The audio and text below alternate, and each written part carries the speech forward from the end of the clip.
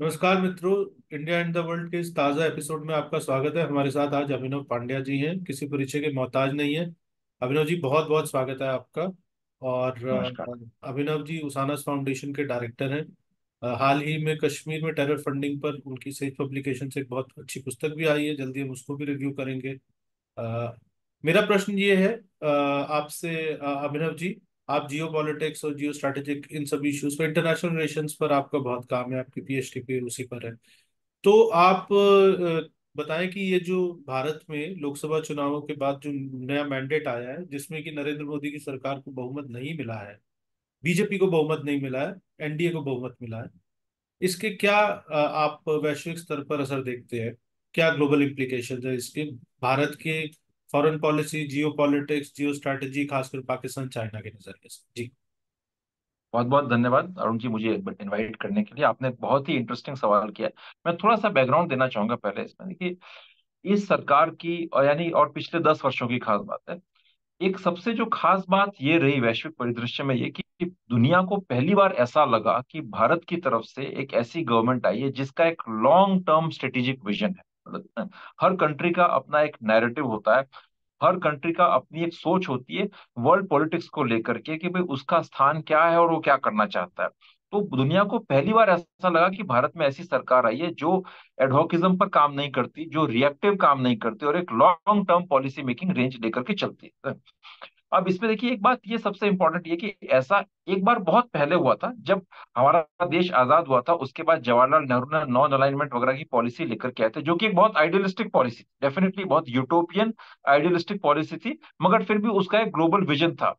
वो कामयाब नहीं हो पाई क्योंकि उस वक्त हम सक्षम नहीं थे, और सिक्योरिटी मैटर्स के ऊपर उनकी जो अंडरस्टैंडिंग जो थी प्राइम मिनिस्टर नेहरू की, वो कहीं चूक हो गई उसमें। हम चाइना से वॉर हारे, और इसलिए वो एक पूरा एक कोलैप्स हो गया वो सारा सिस्टम। उसके बाद से हमारी फॉरेन पॉलिसी अभी तक मोस्टली पाकिस्तान सेंट्रिक और क्या कुछ हद तक चाइना सेंट्रिक रहे, और उसमें भी रिएक्टिव रही है। कोई बहुत ज्यादा एक लॉन्ग टर्म थिंकिंग नहीं रही। और इस फॉरेन पॉलिसी को मोस्टली हमारे जो ब्यूरोक्रेट्स हैं, डिप्लोमेट्स हैं, वो चलाते रहे। जो कि उनसे एक्सपेक्ट भी नहीं किया जाता कि वो कोई लॉन्ग टर्म थिंकर्स हैं या जियो स्ट्रेटेजिक विजन वाले होते हैं। They are bureaucrats. वो उसको एक मैनेज करने की सिचुएशन में चलाते हैं।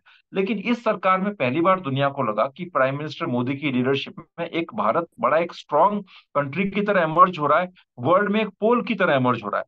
तो अब इसके कारण कई देशों को बड़ी समस्या होने लग गई। फ्रैंकली स्पीकिंग, मैं आपको बताऊं, जो वेस्ट के अंदर जो है ना, इस चीज को कोई बहुत अच्छे तरीके से नहीं देखा जा रहा था। उन्हें लग रहा था कि भाई, जैसे चाइना तो एक बड़ा थ्रेट उनके लिए खड़ा हो ही गया, रशिया के साथ एक है ही, डेफिनेटली एक पावर है, और इंडिया भी जो है उसी सिचुएशन के अंदर एक बहुत मेजर पावर की तरफ इमर्ज होकर के आ रहा था। हालांकि कभी हमारी एग्रेसिव पॉलिसी नहीं रही, हमने कभी ये कहा नहीं, कि हमने ये शो नहीं किया कि हमारी राइट से आपको खतरा है। लेकिन चूंकि वेस्टर्न वर्ल्ड की अंडरस्टैंडिंग इसी तरह की है इंटरनेशनल रिलेशंस को लेकर के, कि दूसरे किसी कंट्री के राइट से उनको खतरा होगा, तो वो इस चीज को कोई बहुत अच्छा पसंद नहीं कर रहे थे। और इसी कारण हमने ये भी चीज देखी कि कई तरह के अब इस मोदी सरकार के अंदर जो है पिछले 10 साल में वेस्ट की तरफ से एक बहुत मेजर प्रोपेगेंडा वॉर जो है हमारे ऊपर लॉन्च हुआ है। चाहे कभी वो माइनॉरिटी राइट्स के ऊपर हो, कभी डेमोक्रेसी के इशू के ऊपर हो, और कभी आपका जो है फ्रीडम ऑफ एक्सप्रेशन पर, कभी प्रेस के ऊपर हो। तो वो चीज चलती रही। इस इलेक्शन के अंदर भी एक इंटरफेरेंस जो है वेस्ट का काफी जो है वो रहा, और हमारी जो जो सो कॉल्ड ऑपोजिशन जो है, उसके बारे में भी मैं ये कहना चाहूंगा कि जो ग्लोबल इस्लामिक एक्सट्रीमिस्ट लॉबी है उसका, और जो एंटी इंडिया जो वेस्टर्न लॉबी है, उनका एक बहुत स्ट्रांग जो है इसके अंदर एक दखलंदाजी रही है, उनके साथ एक रिलेशनशिप रहा है। और वो चाहे वो सोशल मीडिया प्लेटफॉर्म्स के थ्रू हो, चाहे पॉलिसी मेकिंग में हो, चाहे फंडिंग के थ्रू, वो एक रहा है। और उसको वो प्रेजेंस और पेनिट्रेशन इस इलेक्शन के रिजल्ट्स के कारण ज्यादा स्ट्रांग हो गया है। उसके दूरगामी परिणाम हम देखेंगे। एक तो ये बात। दूसरी बात रही पाकिस्तान और चाइना के कॉन्टेक्स्ट में, आपने पूछा। ये पाकिस्तान में इस इलेक्शन को लेकर के बड़ी एक खुशी की लहर दौड़ी हुई। बिकॉज पाकिस्तान सिर्फ एक कंट्री नहीं है, पाकिस्तान बेसिकली इंडिया के कॉन्ट्रास्ट में ये जो इस्लामिक एक्सट्रीमिस्ट एलिमेंट्स हैं, रेडिकल एलिमेंट्स हैं, उनके सेक्शन को रिप्रेजेंट करता है। तो पाकिस्तान की जो दुकान यहाँ पर चल रही थी, वो टेररिज्म का पूरा, जहां पर आप देखिए एक दौर था जब वो कभी जयपुर में ब्लास्ट हो रहा है, कभी अहमदाबाद में ब्लास्ट हो रहा है, कभी मुंबई में ब्लास्ट हुआ, कश्मीर में तो ये चीजें रोजमर्रा की बात थी। लेकिन हुआ क्या, 2014 के आने के बाद एकदम से वो सिलसिला बंद हो गया, वो चीजें इम्पॉसिबल हो गई।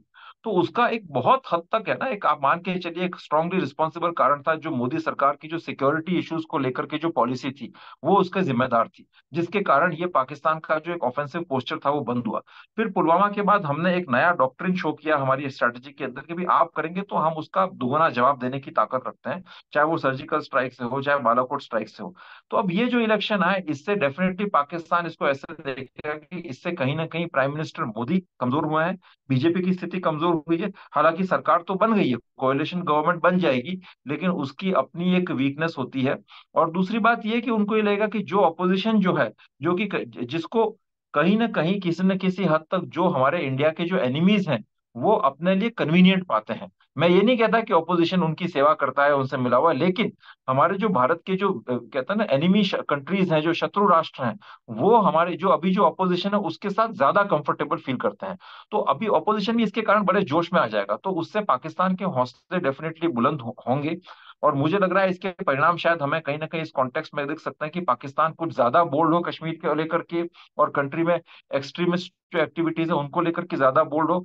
और उसको एक और सहूलियत यहाँ पर यह मिल जाएगी कि आजकल जो मतलब मुसलमान जो है बड़े एक रेडिकल नैरेटिव के इन्फ्लुएंस में आता जा रहा है। इस इलेक्शन के अंदर भी आपने देखा होगा बड़ा पोलराइज इलेक्शन था। तो पाकिस्तान को जो है अपना रेडिकलाइजेशन का एजेंडा चलाने के लिए, टेररिज्म का एजेंडा चलाने के लिए अब कश्मीर के बाहर भी पूरे देश में बहुत अच्छी कई जगह फर्टाइल ग्राउंड्स मिल जाएंगे। तो वो ये एक हमारे लिए चिंता का विषय है। अब दूसरी बात रही चीन की। चीन के साथ देखिए भारत का जो एक जो डायनामिक है वो एक बहुत ही जियोपॉलिटिकल लेवल का डायनामिक है। दरअसल वहां पर ये आइडियोलॉजिकल और रिलीजियस इश्यूज है वो उतने नहीं है, लेकिन जियोपॉलिटिकल इश्यूज है।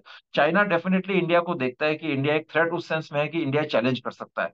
चाइना को हमेशा ये लगता है कि इंडिया में अगर एक स्ट्रांग गवर्नमेंट होगी तो वो उसके लिए एक चैलेंज हो सकता है। चाइना हमेशा आपसे ये चाहेगा कि चाइना जो कि इंडिया जो है अमेरिकन की फोल्ड में बहुत ज्यादा जाकर के ना बैठेगा। लेकिन इस कॉन्टेक्स्ट में ये कहूंगा कि कहीं ना कहीं जो है अभी आप लेटली देखेंगे तो पीएम मोदी ने एक स्टेटमेंट भी दिया था कि हमें चाइना से बात करनी है, ये करना है।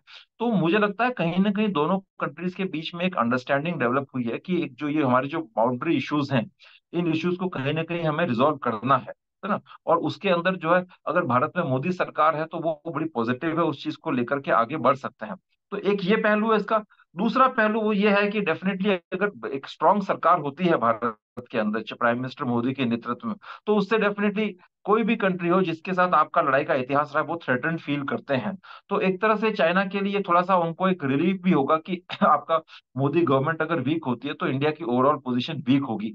तो इंडिया की जो ओवरऑल पोजीशन वीक होगी तो जो एजर्टिवनेस हम शो कर रहे थे, चाहे वो एज ए विश्व गुरु अपनी इमेज प्रोजेक्ट करना हो चाहे ग्लोबल डिप्लोमेसी में हो, तो उसको कहीं ना कहीं एक झटका लगेगा। और दूसरा चाइना को एक बेनिफिट ये भी लगेगा कि अब चाइना जो है ना, अगर ये आपका जो अपोजिशन है वो स्ट्रांग होता है या कुछ हाइपोथेटिकल ऐसी सिचुएशन बनती है कि वो पावर में आने की जुगत करता है या कुछ उनको कुछ लाभ होता है, तो चाइना के लिए देश में पेनिट्रेट करना ज्यादा आसान हो जाएगा। ये जी अभिनव जी, आपने हमारे साथ आए, आपका बहुत बहुत शुक्रिया। और जल्दी मिलेंगे नए एपिसोड में। तब तक के लिए नमस्कार। है। नमस्कार।